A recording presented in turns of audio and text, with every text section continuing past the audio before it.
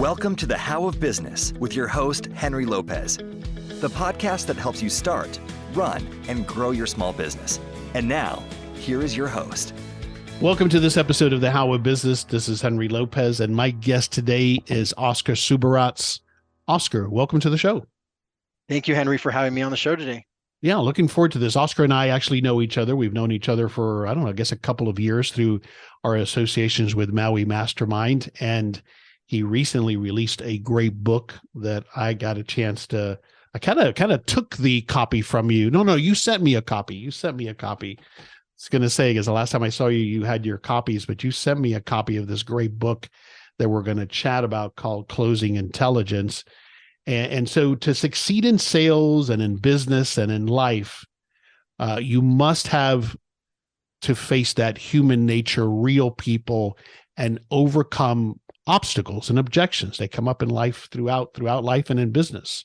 And people with what Oscar calls a closing intelligence mindset impact and change lives, including their own. They can get employees, clients, prospective buyers, and others in general to say yes. And so Oscar is with me today to share his knowledge of sales and specifically his understanding of how to get people to say yes for all the right reasons so that we can get things done, so that we can sell our products or services, so that we can improve people's lives. And so that's what we're going to chat about today on this episode.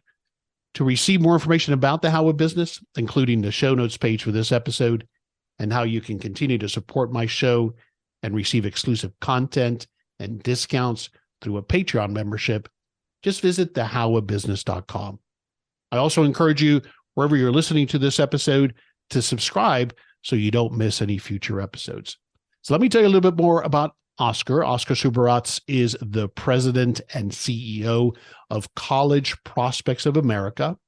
He's also a speaker, an author, obviously, and has been in direct sales for over 20 plus years. He was born in Mexico City, and when Oscar was 2 years old, he was blessed to have his father's employer, a major oil corporation, transfer their family from Mexico to Texas, which set the foundation for his life. Oscar graduated from the University of Louisiana at Lafayette, the Ragin' Cajuns, where he played Division I college tennis, so he was a college athlete. And then after college, he moved to Mexico and started his first company. And it was there several years later in a gym that he met his wife, his future wife, his current wife, Andrea. Is it Andrea or Andrea? It's Andrea. Andrea. That's what I thought.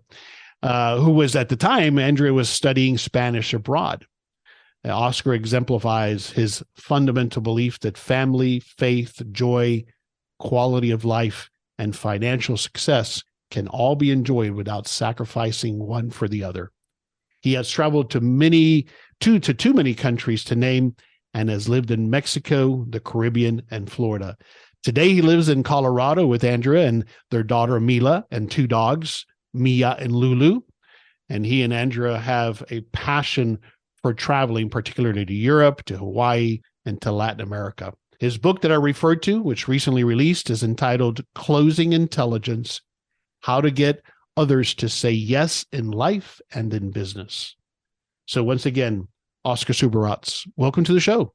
Thank you, Henry. That was a great, a wonderful intro. I was like, where do I sign up for this life? Thank you. And with Andrea, who I met in a gym in Mexico, don't talk to the locals. You end up married to them for 17 years. Of course, that's the way it goes. Anyway, I'm happy to be here today. Thank you. And then I didn't know you currently live in Colorado Springs. I do. We've been here for almost 6 years now. Prior, we were in Florida, and love it here. Love the outdoors. Love the hiking. Love the biking. The weather.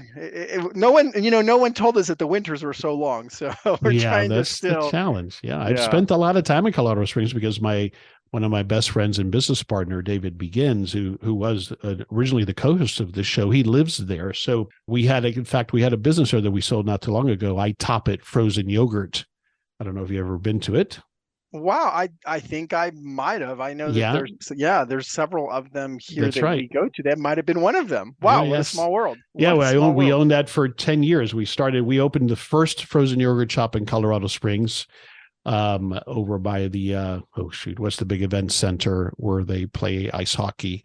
World Arena, the World The World Arena. Arena. Yeah, Right, right over right. there in the Target Yeah, shopping center. yeah, And it's still there. And so we owned that for yeah. 10 years. Yeah, small world Well, sometimes. it's a beautiful place to live, and a lot of people are coming. So the weather is terrible here. Don't come. Yeah, We it want to has keep it grown. like this. Don't come. It's a long winter. Yeah, it has grown tremendously since I've been going there, Oh since man. my friend David moved there years ago. But anyway, great place to live, like you said. All right, let's talk a little bit about your journey. And if I got it right, like I mentioned in the bio, you played tennis in college, and then and what did you study? What did you think you were going to do after college? Well, I studied business administration, as many young aspiring entrepreneurs have not much of an idea of what they want to do in life. So you end up studying business. And so, yes, I studied business with a minor in marketing. But more than anything, I studied, I played a lot of tennis and as a Division I athlete. So yeah, it was an education that was amazing because I got the best of both worlds. I had to be a college athlete in a top 30 Division I program, but at the same time, I can't complain about going to school in Lafayette, Louisiana, back in 94, 97. It Mm, was just a fun place to be. sure. It was just a fun place to be. So, yeah. Did you have an idea back then of what type of business? Did you think it was going to be sports related? What were your thoughts then? So it all comes down to when I was in college, I realized on the team that there was all these internationals on the team. And I was actually the only one that had grown up in the US. And I don't know how much you know about college sports outside of like football and basketball, but for most sports, tennis, golf, soccer, college athletics is a very international thing, and it was back then. And so I saw that there was a need. Like, who helps these kids come to the United States to study? Hmm. Who, like, what process do they go through, or do they just get lucky? Do they just know someone? So even as a going through college, I never thought of it as an idea or a business idea. I was just a kid in college who had no idea what to do. I even remember, I still joke around about it, where I was in my last semester, like literally last weeks, and everybody's talking about what they're going to do with their life and where they're going to go to work, and I have no idea what I'm going to do. Hmm. And I think that happens with a lot of entrepreneur minds. You have all these ideas, but most people are going out and finding jobs, and you're in this black hole of, okay, now what? Now what do I do with life? So that's kind of where I was as a senior in college. And so, how did you then decide to run with this idea that's now called College Prospects of America? So I got myself into an entrepreneur class. That's what it was called. And the professor challenged us to do a business, which at that time he said will generate $1 million within the first 5 years, and just create some business idea. And I came up with this idea. I still have the plan for it in my safe here in my house, because it's like the golden nugget. And so I just came up with this little business plan. I had no idea how to write a business plan, of course, but just came up with it. And then I thought, well, he actually read it. He said, this is a phenomenal idea.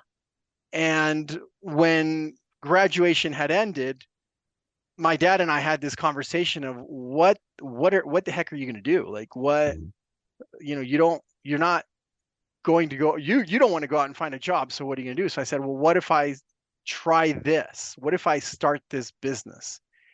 And at the time he said, look, I'd rather support you on starting a business than support you going to get, and I'm not discrediting, getting an MBA or anything like that, but he literally said, I'm willing to help you start this process that you're going to learn a lot about life and business, because my dad was an entrepreneur. I see. And you're going to learn a lot more trying this, even if you fail, than going to school for next 2 to 3 years and still not know what you want to do. And so I took the challenge, and I Wow. said sure. And so that's how it came to be that that idea came into existence. Wow. What a great opportunity, right? And you had that support. And so, and then if I get it right, you moved to Mexico City to launch this business. Is that right? Well, the way it worked is I actually thought of the idea, but then when I started doing the research, I realized that there was already a company that created we call this the college recruiting industry, or the athletic college recruiting industry. They were the pioneers of the athletic college recruiting industry, and they were operating basically out of the US, helping, mom and dad who want their kid to play in college in the US, from the US, helping them navigate that process, which is a very complicated process. And I mean, I don't think we have time to get into that. Sure, yeah. I mean, there's a whole industry behind college recruiting and getting your kid to recruit to play in college. Of course. So they were already existed.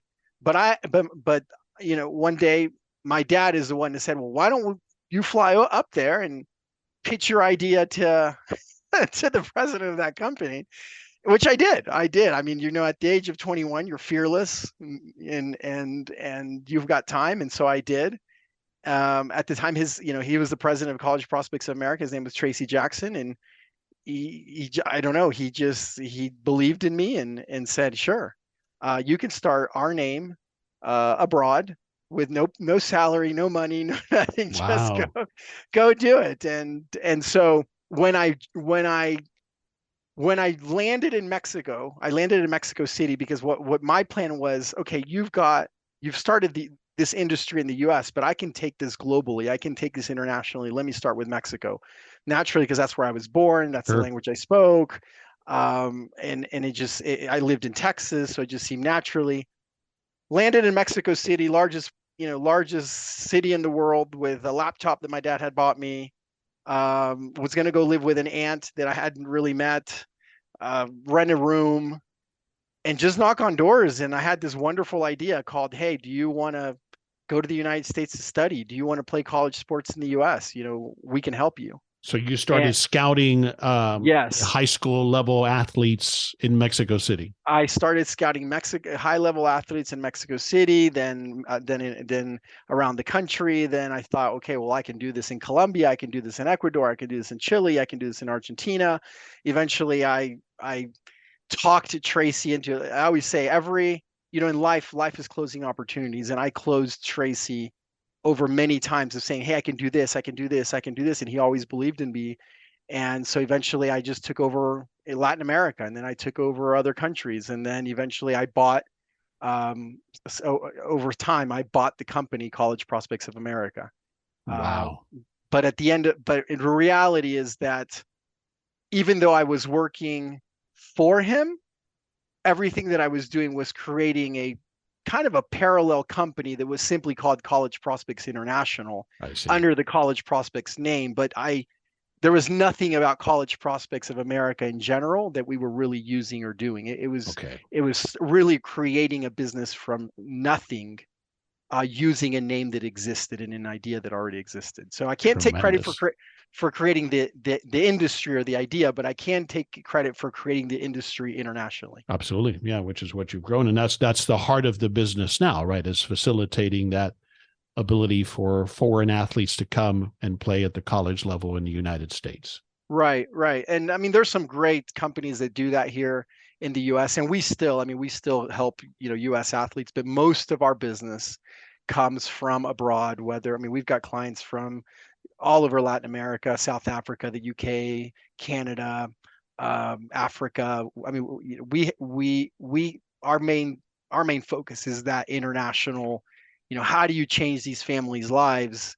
And once you bring in a kid and he goes to school in America, I mean, you literally have changed not just a life, you might have changed a whole generation, a whole legacy of what that kid can go back to his home country can do once he graduates. So it's a wonderful business to be in over this time that I've been in. When you think back to that initial yes that you got, what do you think he saw in you that he decided to give you this opportunity? I would say it's, hunger, hunger to, and when I mean hunger, and I still look for this in employees nowadays and salespeople nowadays, it's not just enthusiasm to help others and want to help others. It's the hunger to want to help others. And it's the hunger want to do something that impacts people's lives. I think he truly saw that. Not only that, the hunger of, hey, I want to make money. I want to, succeed in something that's going to grow. But I would say it was hunger. Not that I was hungry because it's not like I was a poor kid. Mm-hmm. I just simply had that desire, that hunger, and still nowadays one of my biggest personality traits is persistence. I just thought that he saw, this kid's not going to allow people to tell him no. And if there's any wall, any organization, any red tape that he has to get through to get a yes, he's going to do it. And that's literally been the foundation of my life. Like, how do I get to yes? Because what I'm offering you, I know is going to impact your life. So I have to get to that yes. Yeah.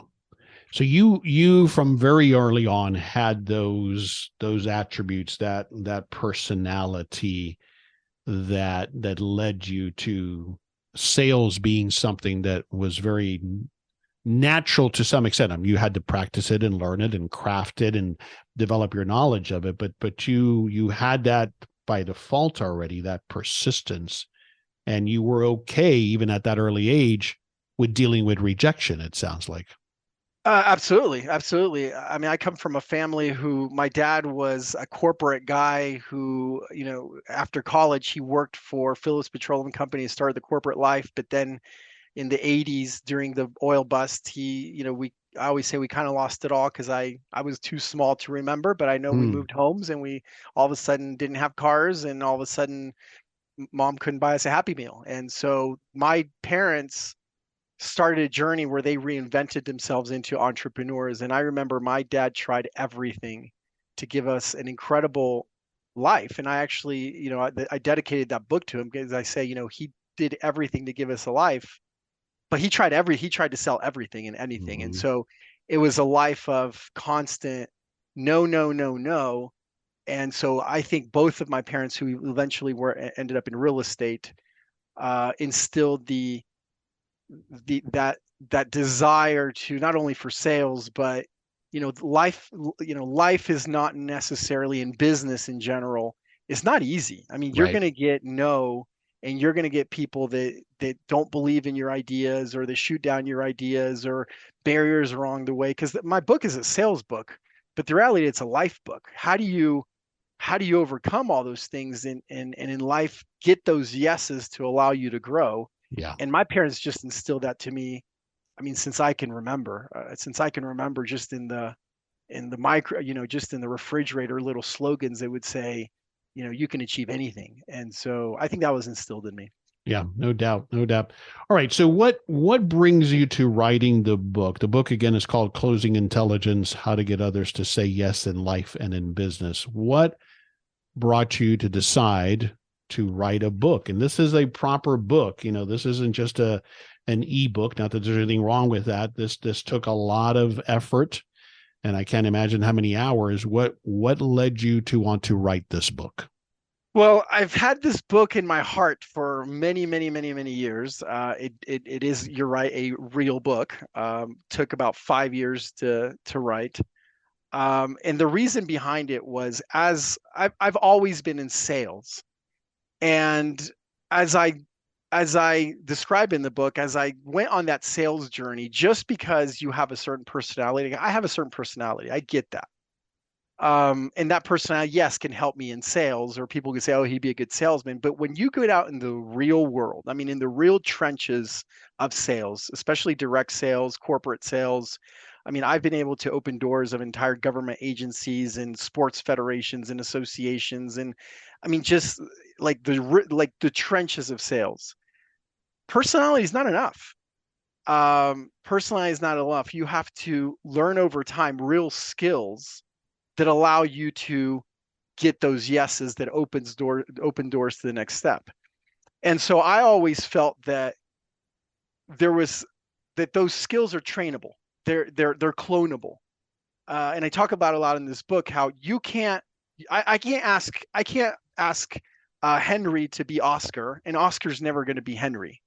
But Oscar does certain things and has certain skills, and has learned over time, over over 20 years and not only being in the trenches of sales, but training hundreds of salespeople, what are those skills that are teachable? What are those skills and those structures that are clonable that allow non-salespeople, because even non-sales, but there's a lot of people listening today that don't consider themselves people, Right. salespeople, and even closers to get better at getting yes, overcoming no. And so that was what was instilled in my heart to write a book that you can hand someone and they can say, if I read this book and I just implement a few of these things, I'm going to get better.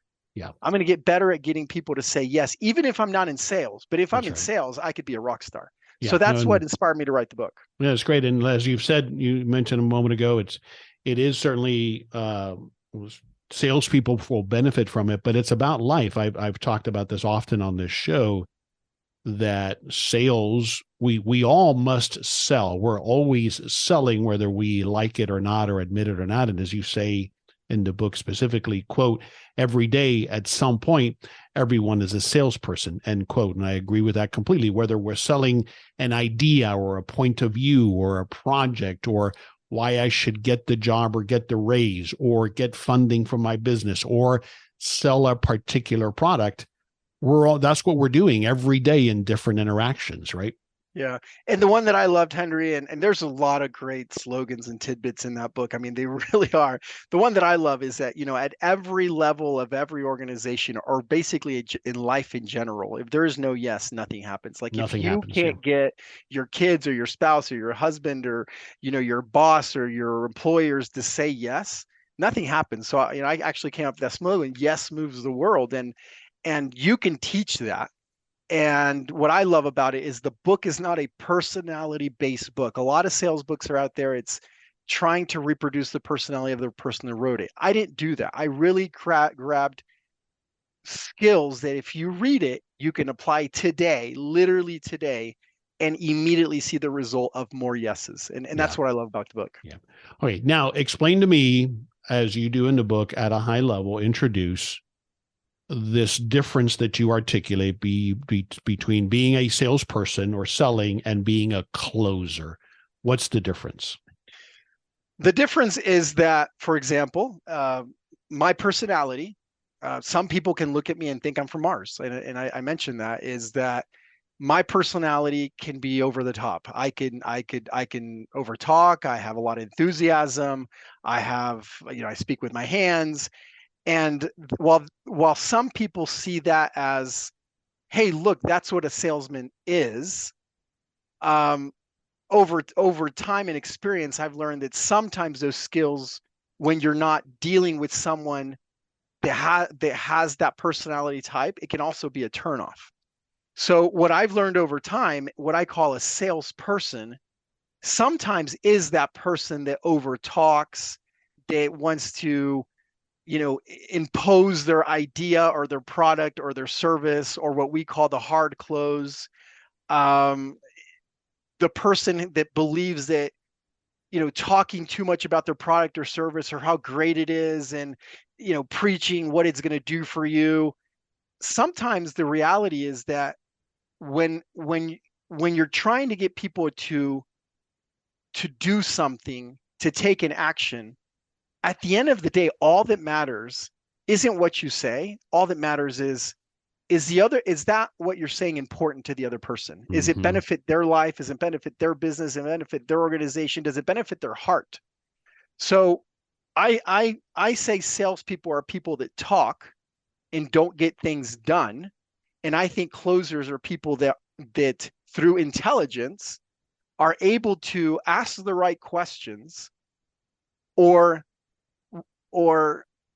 discover what is the value or what matters most to the other person that gets the other person to say, yes, I do want to do this, or yes, this does make sense, or what's the next step. So what I always say is, salespeople talk, closers get commitments and change lives. So I think that's the distinction of, and I mentioned it several times. If you can connect with the heart, you can get results. Connect with the heart, get the sale. And so that's what I try to teach you in the book. It's not how do you hardcore sale. It's how do you connect with others? And that's why there's so many people that are searching communications books and business books, and not your typical how do you close sales books that are actually buying this book because it really is a communication, psychology, interpersonal relationships more than hardcore selling. And I think that's what separates it. Yeah, it's typically what you would expect, and what there's plenty of out there is how to manipulate the person into making a decision. And that's not what we're talking about here.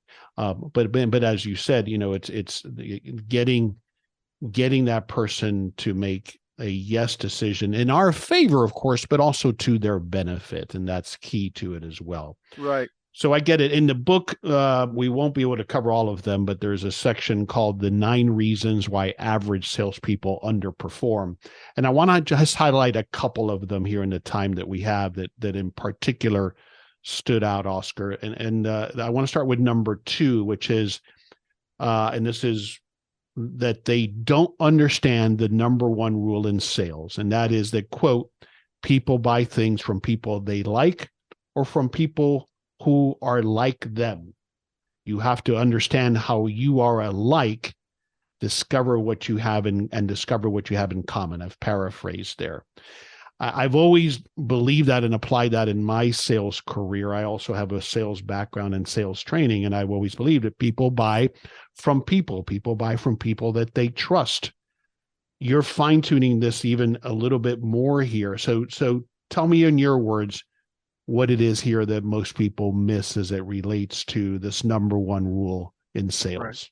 Well, one of the reasons the reason I created this rule is because when I was putting the book together, I read a lot of sales books. I mean, Sure. just a lot of sales books, seeing what's out there. Is this just more noise, or how is this different? And this book really is different. But what I would always encounter in all these sales books is that they would be full of rules, like rules or guidelines, like this is how you are a successful salesperson. And I got to the point that I said, look, you can follow all these rules. You can follow 100 of these rules. But at the end of the day, when you're sitting, one-on-one with someone, or a Zoom call, or a phone conversation, at the end of the day, what matters is, are you able to connect with a person in a level where, are you able to reach the heart in a level where they say, I want to do business with you, or I want to be your friend, or I want to continue a relationship with you. And you can apply every other rule out there, but this is the number 1 rule that's going to impact your sales or your business or your employees or your organization or whatever you're trying to do more than anything. And just look at your own life. I mean, who are your friends? Most of your friends are probably people that have similar tastes, similar likes, similar something. And when you step on an airplane, some guy's walking on an airplane and says, hey man, I see you got the Denver Broncos hat on. Hey man, how you think? I mean, they're immediately friends. Why? Because they've connected with something. And so I just believe that in business in general, and if we're talking about sales, there's a lot of things that matter, but did I connect with this person in a way that it isn't just a transactional thing? It is, hey, we want to do business together because we found something in common, and that something in common could be, and I described it, but it can be anything. Right. It doesn't have to be that person is like you. It doesn't have to be that person is you. That person can be completely different than you. But at the end of the day, a true closer is able to find those common points and not common ground. A true closer is able to connect with that person in a way that they can do business.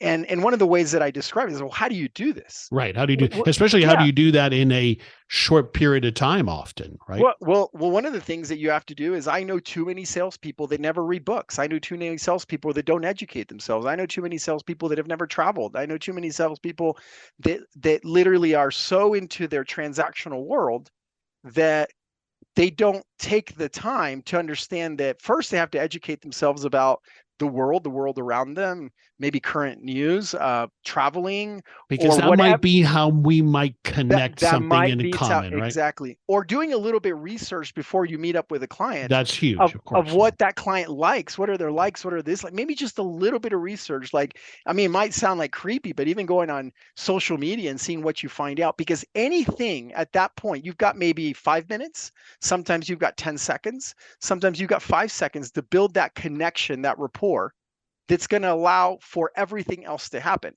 But But if we did a little bit of that up front, right? I generally didn't know you lived in Colorado Springs, but I've spent time there, so we connected on that thing in common, right? Absolutely, absolutely. And when you told me that, you know what my thought was? Wow, Henry's a lot more like me. That was my immediate reaction. And so, wow, we have things in common. We could talk about a lot of things. And so we, in theory, could sit down and have a drink. We could, in theory, talk about business. We could talk about family. Just that simple connection was not going to make the sale, but it is such a huge part of the sale. And I just think that's why it's the number one rule in sales, because before anything happens, I think there needs to be some sort of connection. There has to be some sort of connection. And so I can look for that. Your point is research whatever possible, so how much can I find out about this person before I talk to them or meet with them, if that's the type of sales that facilitates that. It's not always the case. Sometimes we're in environments where people walk in and that's the first time we meet them. But then your second point is ourselves, we need to continue to educate and broaden ourselves and our horizons so that we know a little bit about a lot of things, and that gives us potentials to connect on. And then thirdly is number 4 on the list that is related to this, is about asking the right questions in those conversations, right?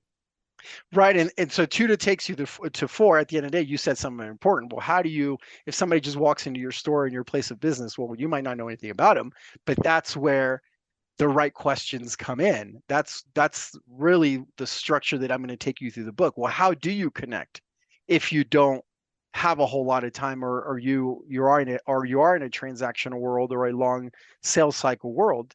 You know, sales people or people that don't understand sales, people that don't see themselves as salespeople, what they want to do is they want to start talking about themselves or their business or their product, or just them. I mean, I'm going to repeat again, themselves. And why do I repeat it? Again, step on an airplane, talk to the guy next to you or the girl next to you. Most people just want to talk about themselves. And if you've ever been to a party, what happens? Somebody starts talking about themselves. They tell you for 1 second, what do you do? But do they really care?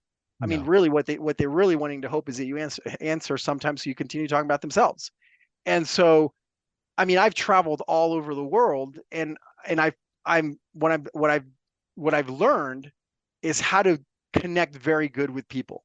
And that's what I'm kind of teaching you in this book, because at the end of the day, when I say that people think that value alone is going to move the process. Well, what I'm saying is talking about you, yourself, your product, your service is not going to move the process along. Asking the right questions, uncovering what's important to the other person, reaching that heart, finding the benefit or the value that they need or want in their lives is what's going to get them to act. Yeah. And I say it clearly in the book, most people, unless it benefits them, really don't care about your value. And it's a sad thing, but it's just the world that we kind of live in. Yeah, no, that's the reality of it. And everybody around the world, I found also, loves it when they get to tell you about themselves, when we care about them, when we ask them about their lives, about what's going on, what are their challenges, and that's universal. Right. Henry, I'll if I can just add to that for 1 second. I've had people that have read the book and said, Oscar, I implemented some of these things just in random conversations I had in airports, and the things that people told me just were amazing. Just applying these little skills where you want to know and learn about people and ask the questions. People want to talk about themselves, so they're willing to open up their whole lives to you. And so, in this book a little bit, I talk about asking the questions and saying the things that you fear that are going to get people to take action. Well, in this book, really, I say those things that most other authors or or books are afraid to say. And one of those things is, look, if you ask the right questions, people are going to tell you everything, because people They will. they want to talk about themselves at the end That's of the right. day. They want to talk about themselves. And if you let them, if you give them an opportunity, they will tell you what you need to know to be able to hopefully solve their problem or help them with their aspiration or whatever it is that then you do have value that matches Absolutely. what they're looking for. Absolutely. This is Henry Lopez, briefly pausing this episode to invite you to schedule a free coaching consultation with me. I welcome the opportunity to chat with you about your business plans and offer the guidance and accountability that we all need to achieve success. As an experienced small business owner myself, I understand the challenges you're experiencing, and often it's about helping you ask the right questions to help you make progress towards achieving your goals. Whether it's getting started with your first business or growing and maybe exiting your existing small business, I can help you get there. To find out more about my business coaching services and to schedule your free coaching consultation, please visit thehowofbusiness.com. Take that next step today towards finally realizing your business ownership dreams. I look forward to speaking with you soon. All right, I want to move forward to the closing structure because I want to make sure we have enough time to at least introduce it. So you put forth in the book how to do this closing structure, which is made up of, about 5 major components. And so I'd like you to, at a high level, introduce those components that make up this closing structure, if we could. Let's just walk through it at a high level. The first part is the intent statement, correct? That is correct. So what is the intent statement at a high level? At a high level is before any interaction in life in general, or a sales interaction or an interaction with your team or with your business, you always start the conversation with intent of what the expectation is, and you set the foundation for that conversation. How long is this conversation going to last? What is the purpose of this conversation? What is the outcome expected of this conversation? But most important, what is that next step, or maybe commitment, or what is the expectation after our time together of what that next step is? And that's what I call the intent statement. It starts with building rapport, but in 30 seconds, it's really saying, look, this is what we're going to do right now. This is why we're doing it. This is how long it takes. And at the end of our time together, this is the expectation, or what I hope that we're able to achieve. And when you do that, people zone in and say, okay, yeah, let's spend the time together, because I know, A, how long it's going to take, B, what we're going to do, and C, we both agree that at the end, there's no surprises. We both agree what that final outcome we hope to be, whether it's we're not going to do business together, or whether it's we are going to do business together, or whether it's you are going to get a raise, or whether it's not going to get a raise. But by this time, we will have that next step in place. And I love intent statements. I love them. Yeah. I think when I use that approach, I haven't called it that, and now obviously I'm refined it more as I've read your book. I think it puts both sides at ease as to what is it that we are talking about? What is it that we're meeting for? What is the point of this conversation? Yeah. Absolutely. And on a sales standpoint, I mean, if you're just talking straight sales, the reason why a lot of people don't want to meet with salespeople is because of the unknown. Are you going to ask me for money? How much money are you going to ask me for? How long is this going to take? So there's this fear. And so the person steps away. But sometimes in a intent statement, when you say something as simple as like, look, I'm here to help you. This is going to take, 15 or 5 minutes or 30 minutes of our time. I'm simply going to ask you some questions to understand what you're looking for. And if I can help you, and only if I can help you at the end of our time together, I'm going to ask you to take this step. And if I can't, or if this is not right for you, guess what? I'm not going to ask you to do anything. Mm-hmm. So just a simple phrase like that took no more than 30 seconds can change the entire outcome and the entire perception from the buyer standpoint of what that time is going to be together. And it's phenomenal. I find that people then also lower their guard, to your point. And, absolutely. And now, okay, all right, that's fine. I'm good with that. Or they'll tell you, well, I'm not ready for that. Okay. Great. So let's either agree that, this is not the right time, or let's adjust what is the expectation, what is realistic that we Right. achieve by the end of this 30 minutes that we spend together, let's say. All right. Absolutely. Number 2 then is those questions, the 4 whys, as you call them, and how a closer asks the right question to get to people's hearts, as you said. So explain that to me, the 4 whys. Okay. So if you're listening out there and you've got a little piece of paper to write some down, I'm about to put something that can be complicated into something very simple, that regardless of what you sell, where you are, what your business does, this is the real value that you could get from today. And so what I've done here is, the whole process of becoming a better closer can't be personality based. It has to be, how do you grab that and put it into a structure? And what I've created is a structure that anyone in any business selling anything, regardless if it's transactional or long-term or long sales cycle, can put this into practice in their marketing material, can put this into practice in their script, in their pitch, in their sale, anything. And what I've basically done is the 4 whys, and there's 4 reasons why anyone will buy anything at any time. And what it means is that if you can get your client or your prospect or whatever it is that you're trying to sell or move forward, if you can get the other person to understand these 4 whys, they're very likely to give you a yes or a commitment to move to the next step. So what are those 4 whys? And I will go through them very briefly. And this is why I'm saying that if you're writing something down, this is the time to do it. One is, why do they need your help? Like, you can start preaching about your product or service. You can start saying how great it is. But if I'm not convinced that I need help in any sort of way, like, it's a waste of my time. So Right. the perfect example would be insurance. If an insurance salesman comes up and starts talking about how great his company is, well, that is one thing. But if on the other end, they don't even think that they need insurance, there's people that really don't believe in insurance or don't buy insurance products. It doesn't matter what they say. So the first why is why anyone would need your help, period. Like, they have to understand that.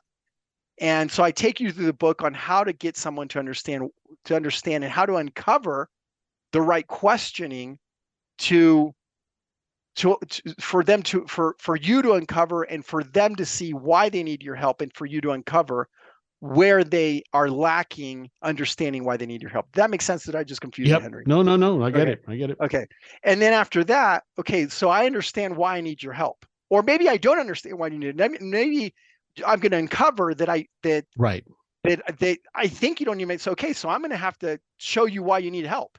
But let's say it's clear from my level of questioning why you need help. Okay, well, then I need to ask questions or uncover, and I call this discovery. The 4 whys are part of discovery, of why my solution or industry can help you. Okay, so you need help, but I can start talking about how great my company is, and that is just noise, because you're looking at another solution or another industry to solve the same problem. So if we go back to, for example, consulting. So I'll give you an example in the college recruiting world. I can sell to you how great our company is on the college recruiting industry and what a great company it is and why you need our service.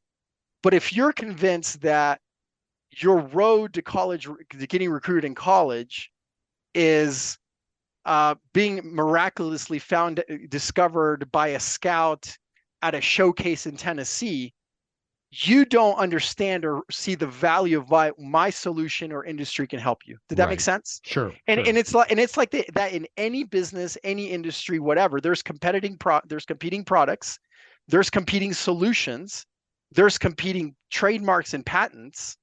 I mean, there's always a solution that's not your solution in industry to solve the same problem.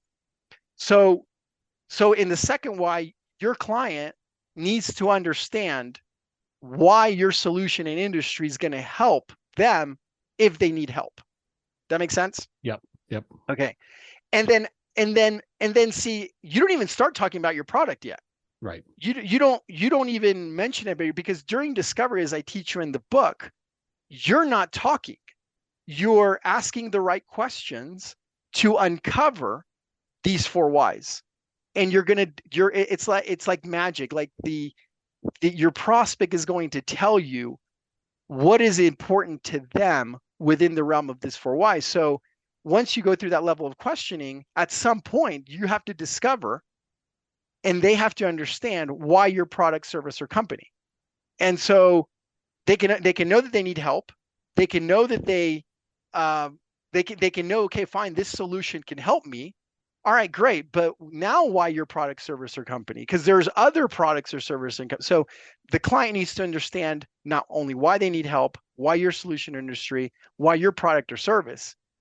If they understand all those things, and they might not understand, you might have to, pitch around that, or they might understand it perfectly.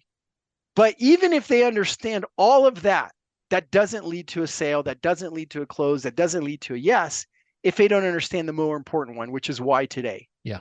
Your prospect needs to understand that why today. How is doing this today, whatever it may be, assuming you understand the other 3, going to allow you to get to yes? Now, what I just described is a little bit complicated. It's a little bit confusing as I go through it, but that's what the book's about. Yeah. And this is a book that you buy, you put in your bookshelf, you read it. It's going to impact your life immediately. And then you're going to go back and say, I understand now how those 4 whys apply to my marketing, or to my scripts, or to my meeting. So those 4 whys are key to uncovering what it is your client or prospect is thinking, so that then once you've uncovered that, you say, it's like magic. This person needs me to explain to them why they need help, or why today, or why my company is the best. But I'm only going to talk about those things that matter to them, because they're the ones that told me what matters to them. It wasn't me pitching, preaching, selling, overdoing. It was literally just me asking questions, uncovering, and now they've told me what they need to give them the benefits. And that's what then that's the next part of the process. I think that, for me, even if you just have these 4 questions in mind, or review these 4 questions going into that meeting or conversation with the prospect, it'll help you with navigating that. So to your point, if this is revolutionary for you, the idea isn't that you're going to apply this all at once. I think you start to layer these things in. You get better and better as you practice it on how to ask these questions, and how to qualify people to make sure they're the ones that are ready, or they don't move to that next step, right? They go in a different path in your funnel until they are ready to buy. Is that fair? And Henry, and the other thing is, for example, in the book, like the 4 whys are the 4 why questions, but in the book, I teach you how to ask the right questions. I take you through a whole scripting process and how to do that in your own business. And so, in your own life. So it isn't just, the 4 whys, it's what are the right questions that you have to ask or need to ask to uncover those 4 whys. And there's a lot of questions you could ask. Absolutely. And we get better and better is what I found, Oscar. When we change that approach, when we change the approach to asking questions as opposed to throwing up on the wall and see what'll stick from my features and functions. Once we make that shift as salespeople, then we get better and better at this, is what I've found. Yeah. And that's a salesperson right there. That you couldn't have said it better. Just, and we've all been through it, and that's why we hate it. I mean, as a salesperson myself, I don't like interacting or dealing with salespeople. I like interacting with people that are intelligent listeners of what I'm saying, processing what I'm saying, and then find out how they can help me. That gets me to say yes. Yeah. Okay. In the essence of time, we don't have time to cover the other steps. So let me just recap them here, this closing structure. And that's what you have to read the book for, to learn how to do this. The intent statement, the 4 whys, which we've just spoken about in depth. Then come the benefits, right? Handling objections, that's always part of the process. And again, if you think about this structure more and more, it's not just about sales in the purest sense. It's everything that we do, especially as business owners. We're always going through this process of dealing with leading people to do a certain thing collectively, or getting behind a project, or getting funding, or selling whatever it is that I'm selling. So number 4 is handling objections, and 5 is the closing equation. So there's a lot more to this than what we have time for here on this conversation. I just wanted to get some of the highlights and some of the key points. So thanks for summarizing some of that for me, Oscar. Sure, absolutely, absolutely. The book is out now. Where do you want us to go online? Now, obviously, we can get the book on Amazon, but you also have a site where we can learn more about the book, and there's also some extra stuff there, right? Right. So you can get the book in Amazon, of course, but you can go to closingintelligence.com, and in that section, there's a section of tools. You can download the free tools. I highly recommend you read the book before you do the tools, because as you said earlier, Henry, it builds up to it. After you've done the 4 whys, the benefits are important. And then how do you deal with no? You're always going to get no. How do you deal with that? And then finally, how do you turn that no into a yes? Like that is the part of the book that is just phenomenal. You can download the tools, but the tools aren't going to mean much unless you've read the book, to be quite honest. Yeah, it's not meant to be a shortcut. It's meant to be to complement the book. Absolutely. And to learn, like there's a download on building the intent statement. And so there's it really is kind of workbooks or accompaniment to the key lessons in the book, is the way I looked at it. Right. They're worksheets to do. That's right. They're worksheets. They're worksheets. But unless you understand the process, it helps you create them for your own business, but geared towards what you learned in the book. Absolutely. The book again is Closing Intelligence: How to Get Others to Say Yes in Life and in Business. We've been chatting with Oscar. And speaking of books, I know you're a big reader. So is there another book that comes to mind that you would recommend? That was a great question. You mentioned that earlier, and I gave this some thought, and I thought, well, if we're talking to entrepreneurs and business owners, one book, and I could give you a lot of books, but this book just kind of stood out. And I've learned over time that all business owners, regardless of what they're selling, they have to market themselves, and they have to get out there, and whether it's Google or Facebook or social media. And there's a great book out there that I recommend to any business owner, whether you're just getting started or whether you're running a $10 million thing. It's The Ultimate Guide to Google AdWords. And it's by Marshall. It's by Perry Marshall.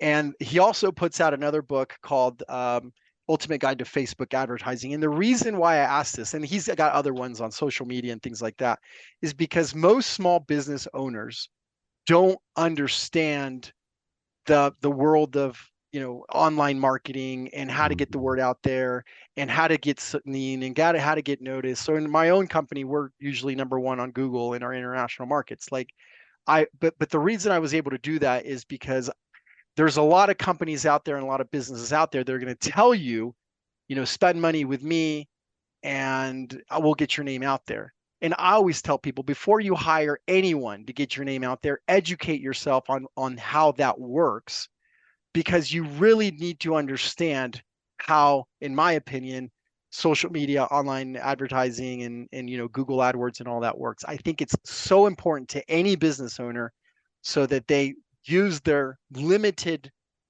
funds and means the right way and not sign up for a $3,000-$4,000 thing that doesn't yield them the results that they want online. Yeah, agreed. Yeah. Thank you for that recommendation. We'll have a link to Oscar's book as well as this book at the show notes page, and you can find that at thehowofbusiness.com. All right, we'll wrap it up. This last question: what's one thing you want us to take away as it relates to this conversation we've had about closing intelligence? We've talked about that it's not just enough to be a salesperson, but we need to be a closer to get to yes. And not just in traditional sales environments, but in everything that we do really as business owners. But what's one thing you would leave us with on this topic of closing intelligence? I would say that while it is, yes, if you're in sales, this is going to make you a phenomenal closer. But I would also encourage you that if you don't see yourself as a salesperson, or you are an engineer who's in a sales role of some sort where you're doing consultative selling, I recommend that you read this book, because the better you get at understanding that, okay, you don't want to call yourself a salesperson, or you do, but the better you get at understanding that everything that you do, not only in your business or in your work or in your life, is really closing opportunities. The more yeses you get in life, Henry, the happier you're going to be. I mean, it's just that simple. The happier people that get yes in life, sometimes they're just happier because they're able to achieve the things that they want. And all I've been trying to do in this book is, I'm not trying to manipulate you. I'm not trying to make it into 100% sales. I'm trying to give you a skill that if you read it and apply it, it's going to allow you to get those yeses that are going to make you happier, more successful, and impact the lives of others. Exactly. And so this is ultimately the most meaningful thing in life is, can you impact the lives of others that allows them to share in that, also in those successes that you also enjoy. Yeah, well said, because again, it's not about manipulation. It's about, hopefully for most of us, we are offering, if we're talking about sales, we're offering something that we know can deliver value for the right user, for the right person. But sometimes the sales process gets in the way, or our inability to communicate how it is that we can help someone. So if nothing else, you can look at it as that way, that this will get you closer to being able to deliver that value that you can offer to that person or that company or whomever it might be. Summed up in one word, it's called a superpower. And I mentioned the book. It's like, have you ever had a superpower? And it's the superpower and the ability to learn something that allows you to impact the lives of others, that also impacts the lives of others. And so I leave it at that. That's what I love about the book the most. Yeah. And one last thing, it is a skill that any of us can develop. This is not, Oscar was just a born salesperson. This is a learnable skill to become a closer. Absolutely. Absolutely. Where do you want us to go online again to learn more? I want you to go right now to closingintelligence.com. There's some wonderful material and information on that website, or if you like to go directly to Amazon.com, look up the book. We've done great in the Amazon rankings. Hit top 5. We hit top 5 in the sales category, and that's wonderful. Congratulations. Thank you. Oscar, thanks for taking the time to be with me today, for sending me the book ahead of time so that I could review it and read it. Thanks for this great resource and for taking time to be with me today. Thank you, Henry. I really appreciate you. You appreciate you having me on the show, and thank you for all you're doing for other business owners that need this type of information. I have a great respect for you on that. Thank you so much. Thanks. This is Henry Lopez, and thanks for joining us on this episode of The How of Business. My guest again today was Oscar Subirats, and I release episodes every Monday morning. You can find a show anywhere you listen to podcasts, including at my website, thehowofbusiness.com. Thanks for listening. Thank you for listening to The How of Business. For more information about our coaching programs, online courses, show notes pages, links, and other resources, please visit thehowofbusiness.com.